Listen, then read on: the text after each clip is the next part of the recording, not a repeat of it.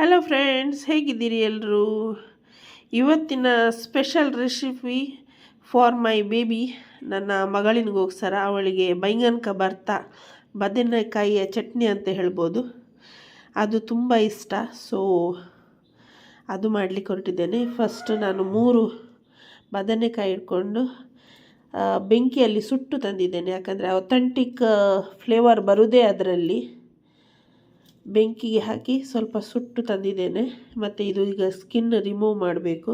ಅದಕ್ಕೆ ಬೇಕಾದಂಥ ಇಂಗ್ರೀಡಿಯೆಂಟ್ಸ್: ಮೆಣಸು, ಶುಂಠಿ, ಬೆಳ್ಳುಳ್ಳಿ, ಟೊಮೆಟೊ ಮತ್ತು ಈರುಳ್ಳಿ, ಮತ್ತು ಸ್ವಲ್ಪ ಲಾಸ್ಟಿಗೆ ಕೊತ್ತಂಬರಿ ಸೊಪ್ಪು. ಮಾಡುವ ವಿಧಾನ ಹೇಳಿಕೊಡ್ತೇನೆ ನೋಡಿ. ಇದರ ಸಿಪ್ಪೆ ತೆಗೆದೆ ನಾನು. ಬೆಂಕಿಯಲ್ಲಿ ಬೆಂದಾಗ ಅದರ ಸಿಪ್ಪೆ ಬಿಡ್ತದೆ.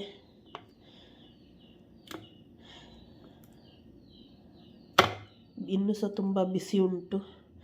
ಅದು ಸ್ವಲ್ಪ ತಣ್ಣಗಾದ ನಂತರ ಅದು ಚಾಕುವಲ್ಲಿ ಕಟ್ ಮಾಡುವಾಗ ಆಟೋಮೆಟಿಕ್ ಮ್ಯಾಶ್ ಆಗ್ತದೆ. ಪ್ಯಾನಿಗೆ ಸ್ವಲ್ಪ ಎಣ್ಣೆ, ಸ್ವಲ್ಪ ಸಾಕು.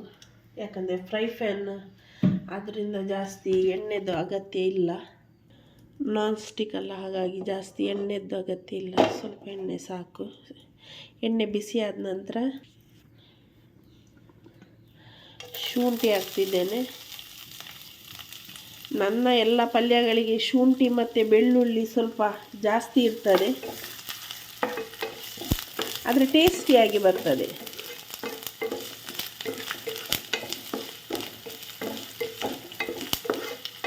ಈಗ ಸ್ವಲ್ಪ ಚಳಿಗಾಲ ಬಂದ ಕಾರಣ ಶುಂಠಿ ಸ್ವಲ್ಪ ಆರೋಗ್ಯಕ್ಕೆ ಒಳ್ಳೆಯದು.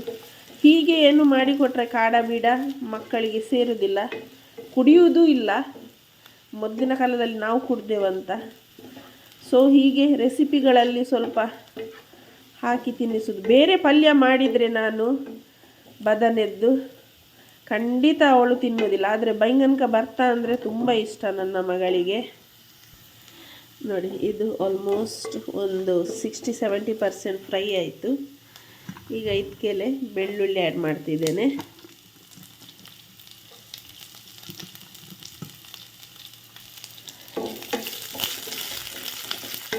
ಈಗ ಸ್ವಲ್ಪ ಮಕ್ಕಳಿಗೆ ವೆಜಿಟೇಬಲ್ ತಿನ್ನಿಸುವುದಂದರೆ ಪ್ಯಾರೆಂಟ್ಸಿಗೆ ದೊಡ್ಡ ಚಾಲೆಂಜ್ ಅಂತ ಕಾಣ್ತದೆ ನನಗೆ. ಯಾಕಂದರೆ ತರಕಾರಿ ತಿನ್ನಲಿಕ್ಕೆ ಸ್ವಲ್ಪ ಹಿಂದೆ ಜರಿತಾರೆ ಮಕ್ಕಳು. ಇದು ಸ್ವಲ್ಪ ಲೈಟ್ ಪಿಂಕ್ ಆಗಲಿ. ನೋಡಿ, ಹೀಗೆ ಮ್ಯಾಶ್ ಮಾಡಿ ಇಟ್ಟಿದ್ದೇನೆ ನಾನು. ಅದು ಸ್ಪೆಷಲಿ ನಾನು ಈ ಬದನೆ ಬಗ್ಗೆ ಹೇಳಬೇಕಾದ್ರೆ, ಈಗ ಮಟ್ಟಗುಳ್ಳ ಬರ್ತಾ ಉಂಟು. ಇದು ಮಟ್ಟಗುಳ್ಳ super tasty, health wise best. ಅದರ ಬೆನಿಫಿಟ್ ನಾನು ನಿನ್ನೆ ಯೂಟ್ಯೂಬಲ್ಲಿ ನೋಡ್ತಿದ್ದೆ ಏನು ಅಂತ. ಅದರ ಹಿಂದೆ ಒಂದು ಚರಿತ್ರೆನೇ ಇದೆ ಮಟ್ಟಗುಳ್ಳದ್ದು. ಸೊ ಈಗ ಅದರ ಸೀಸನ್ ನಡೀತಾ ಉಂಟು. ನೋಡಿ, ಕೆಂಪಾಗಿ ಬಂತು. ಇದಕ್ಕೆ ಈಗ ಈರುಳ್ಳಿಯನ್ನು ಆ್ಯಡ್ ಮಾಡಬೇಕು.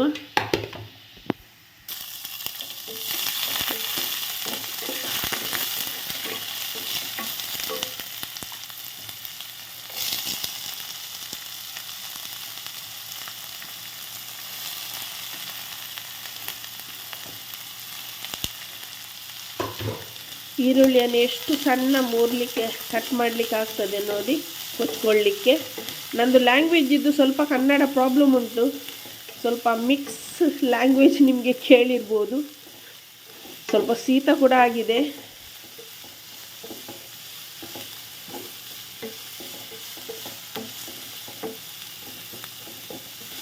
ಇದು ಕೂಡ ಒಳ್ಳೆ ಕೆಂಪಾಗಬೇಕು. ಬೈಂಗನ್ಕ ಭರ್ತಾ ಅಂದರೆ ಬೇಸಿಕ್ಲಿ ಬದನೆಕಾಯಿದು ಚಟ್ನಿ ಅಂತ ಹೇಳ್ಬೋದು. ಚಟ್ನಿ ಟೈಪ್ ಆಗ್ತದೆ. ಒಳ್ಳೆ ಚಪಾತಿ ಒಟ್ಟಿಗೆ ಒಳ್ಳೆ ಕಾಂಬಿನೇಷನ್, ಅನ್ನದ ಜೊತೆ ಕೂಡ ಒಳ್ಳೆ ಕಾಂಬಿನೇಷನ್. ಆದರೆ ಬೆಟರ್ ಚಪಾತಿ.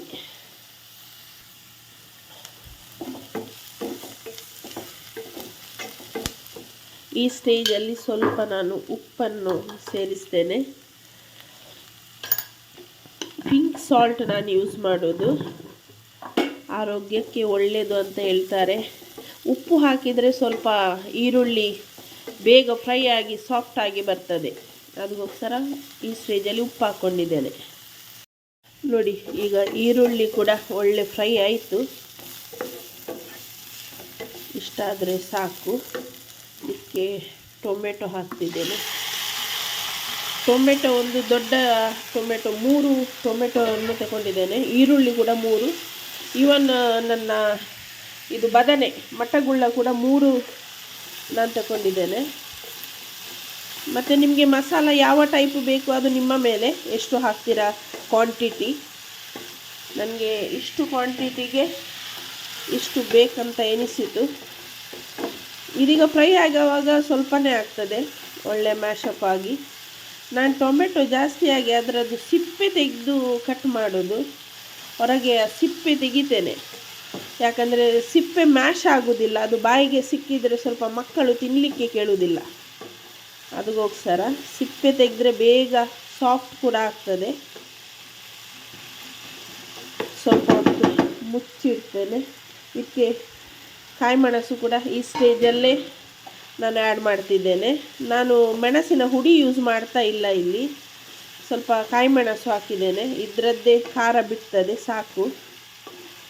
ನಾವು ಸ್ವಲ್ಪ ಖಾರ ತಿನ್ನುವುದು ಜಾಸ್ತಿ ನಮ್ಮ ಮನೆಯಲ್ಲಿ, ನನ್ನ ಗಂಡನನ್ನು ಬಿಟ್ಟು. ಅವರು ಖಾರ ತಿನ್ನುವುದಿಲ್ಲ ಅಷ್ಟು. ಅವರಿದ್ದಾಗ ನಮ್ಮ ಎಲ್ಲ ಅಡಿಗೆಗೆ ಖಾರ ಅಷ್ಟು ಮೆಣಸು ಬೀಳುವುದಿಲ್ಲ. ನನಗೆ ಮತ್ತು ನನ್ನ ಮಗಳಿಗೆ ಸ್ವಲ್ಪ ಖಾರ ಇಷ್ಟ, ಹಾಗಾಗಿ. ಈಗ ಸ್ವಲ್ಪ ಒಂದು 4-5 ನಿಮಿಷ ಮುಚ್ಚಿಟ್ಟು ಬೇಯಿಸಬೇಕು, ಅದು ಮ್ಯಾಶ್ ಆಗ್ತದೆ. ಇಲ್ಲಿ ನೋಡಿ, ಹೀರೆಕಾಯಿ ಪಲ್ಯ ರೆಡಿಯಾಗಿದೆ. ಇದು ಮಾತ್ರ ನನ್ನ ಮಗಳು ತಿನ್ನೋದಿಲ್ಲ. ವೆಜಿಟೇಬಲ್ಸ್ ಸ್ವಲ್ಪ ತಿನ್ನಲಿಕ್ಕೆ ಹಿಂದೆ ಅವಳು.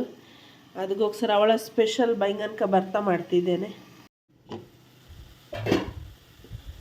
ನೋಡಿ, 4-5 ನಿಮಿಷ ಮ್ಯಾಶ್ ಆಗಿದೆ ಟೊಮೆಟೊ. ಇಷ್ಟಾದರೆ ಸಾಕು. ಇದಕ್ಕೆ ಸ್ವಲ್ಪ ಹಳದಿ ಹುಡಿ ಸೇರಿಸ್ತಿದ್ದೇನೆ. ನನ್ನ ರೆಸಿಪಿಯಲ್ಲಿ ಮಸಾಲ ಸ್ವಲ್ಪ ನಾನು ಅವಾಯ್ಡ್ ಮಾಡ್ತೇನೆ ಆದಷ್ಟು. ಬೇರೆ ಮಸಾಲ ಅಥೆಂಟಿಕ್ ಆಗಿಯೇ ಟ್ರೈ ಮಾಡ್ತೇನೆ ಫ್ಲೇವರಿಗೋಸ್ಕರ. ನೋಡಿ, ಮ್ಯಾಶ್ ಆಯಿತು, ಸಾಕು. ಇಷ್ಟು ಆದರೆ ಇದಕ್ಕೀಗ ಮಟ್ಟಗುಳ್ಳ ಬದನೆಯನ್ನು ಸೇರಿಸ್ತಿದ್ದೇನೆ.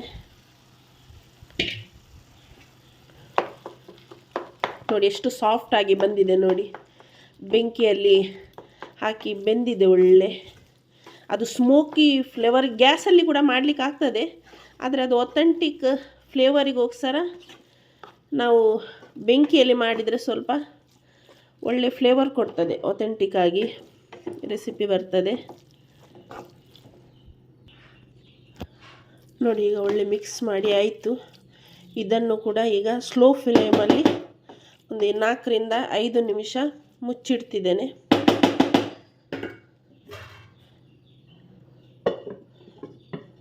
ನಾಲ್ಕರಿಂದ 5 ನಿಮಿಷ ಇದಾಗಲಿ, ಕುಕ್ಕಾಗಲಿ.